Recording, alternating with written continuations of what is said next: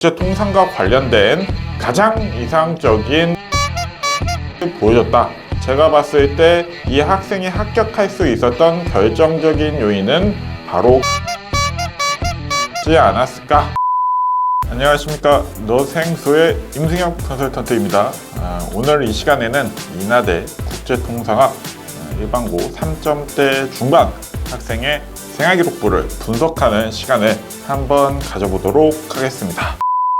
해당 학생의 기본 정보를 먼저 볼 건데요. 해당 학생은 일반고 출신입니다. 당연히 3점대 중반이니까 일반고 출신이겠죠. 학교 수준, 표준 편차 기준으로 살펴보면 전교과 18.9, 주요교과 19.4 정도를 보여주고 있습니다. 계속해서 이야기하지만 일반고 학교인 경우에는 표준 편차가 20에서 플러스 마이너스 2 정도 왔다 갔다 하더라. 그래서 해당 학교 역시 그냥 일반고 평균의 수준을 보여주고 있다라고 생각해 주시면 될 것 같습니다. 학생의 세부 성적 사항들 좀 살펴보면요. 해당 학생 전교과 3.5등급, 국영수사 3.41 정도였습니다.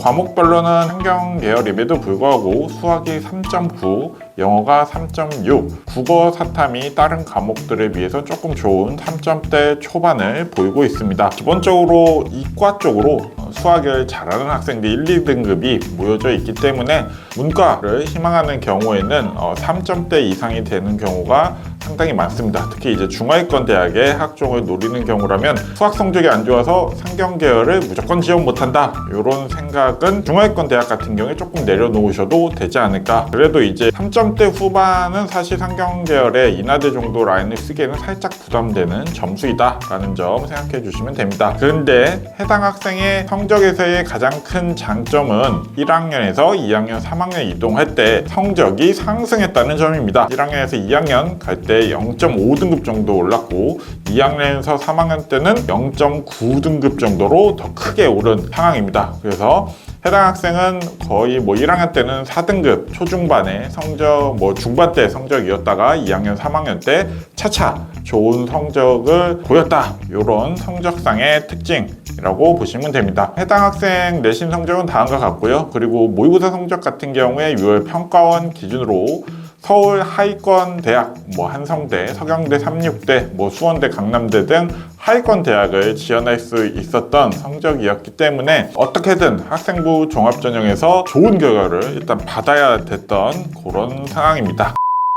생기부 분석 한번 해볼 건데, 교과목 이수사항 해당 학생 같은 경우에 경제, 국제경제, 경제수학, 국제정치, 한국사회 이해, 사회과제 연구 등 상경계열, 그러니까 국제통상과 관련된 가장 이상적인 교과목 이수를 보여줬다. 제가 봤을 때 이 학생이 합격할 수 있었던 결정적인 요인은 바로 교과목 이수였지 않았을까, 이런 생각을 합니다. 좀 더 세부적으로 창체 파트 살펴보면요. 해당 학생은 1학년 때부터 국제통상에 국한된 게 아니라 무역, 경제, 경영, 마케팅과 관련된 광고 등 다양한 활동들을 아주 폭넓게 활동을 진행을 했고요. 2학년, 3학년 때는 1학년 때 활동들을 조금 이제 모으는 과정, 연계, 심화하는 활동들을 집중적으로 진행을 했습니다. 해당 학생 같은 경우에 1학년 때부터 3학년 때까지 경제경영 동아리를 진행을 했고요. 아까 말씀드린 것처럼 환경계열과 관련된 활동을 폭넓게 진행한 다음에 수요 곡선과 경제보용 분석이라든지 보호무역과 관련된 여러가지 활동 등을 연계 심화하는 창체 파트에서의 특징을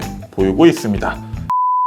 세특 파트 보면요, 해당 학생 같은 경우에 조금 도드라지는 특징은 세특에서 주요 과목들, 국영수사 이런 과목들은 본연의 교과의 학업 역량을 돋보여주는 활동들을 주로 진행했고요. 해당 학생 같은 경우에 이제 진로 선택 과목에서 본인의 전공 적합성을 최대한 어필하려는 그런 노력이 굉장히 돋보였습니다. 이 학생 같은 경우에 창체와 마찬가지로 1학년 때는 본인 스스로도 내가 국제통상을 꼭 가야겠다 이런 생각을 하신 게 아니고 상경계열로 가겠다는 생각을 하셨기 때문에 폭넓게 활동을 아주 여러 가지로 진행을 하셨고요. 창체나 세특 파트 모두 2, 3학년 때는 국제정치, 경제수학, 사회과제 연구, 경제 과목을 통해서 본인이 국제통상과 관련된 심화 주제 주제를 꽤나 진행하려고 노력했습니다. 1학년 때는 기업 재무제표 분석이라든지 기본적으로 이제 경제, 경영 관련 내용, 2학년 때는 젠트리피케이션, 보호무역, 기업의 이윤 분석, 스태그플레이션, 실업률, 독과점 등 여러 가지 경영과 관련된 내용들을 진행을 해주셨고요. 3학년 때는 이제 환율이라든지 IMF 및 경제위기 현상 분석 등 다양한 국제통상과 관련된 활동의 주제를 다루는 탐구 활동을 진행을 했다라고 생각해 주시면 됩니다. 간단하게 국제통상학을 합격한 생기부를 봤는데요. 제가 봤을 때 이 학생이 생기부 관리가 잘 돼 있었는데 생기부 관리가 잘 되려면 교과목 이수, 기초적으로 들어야 되는 교과목 이수가 좋아야 교과목 이수에 포함되는 세특 내용들이 체계적으로 들어갈 수 있다는 점입니다. 경영, 경제수학, 국제경제, 국제정치, 사회과제 연구, 본인이 자유진로로 원하는 활동들을 추가적으로 만들어서 할 수는 있겠지만 학교 차원에서 진행되는 교과목을 진행했다는 것 자체, 세특에 경영에도 내가 원하는 세특을 쓸 수 있고 경제수학에도 국제경제에도 국제정치, 사회과제 연구 이런 과목들이 들어가야 본인이 쓸 수 있는 양을 충분히 확보하고 그 안에서 심화, 탐구 활동도 할 수 있고 과목별로 연계를 할 수도 있고 이런 상황이기 때문에 해당 학생은 공동교육과정까지는 열심히 듣진 않았지만 물론 이거는 해당 학교, 해당 고등학교가 여러 가지 진로 선택 과목을 선택할 수 있는 폭을 많이 만들어주긴 했지만 많이 만들어줘도 선택 안 하는 경우가 대단히 많습니다. 해당 학생은 상경 계열에 가장 적합한 교과목 이수를 선택을 했고 이수를 함으로써 생긴 세특 기재 양적으로도 많이 챙겨주셨고 질적으로도 본인이 잘 챙겨줬다라는 점에서 합격하시지 않았나 라고 생각합니다.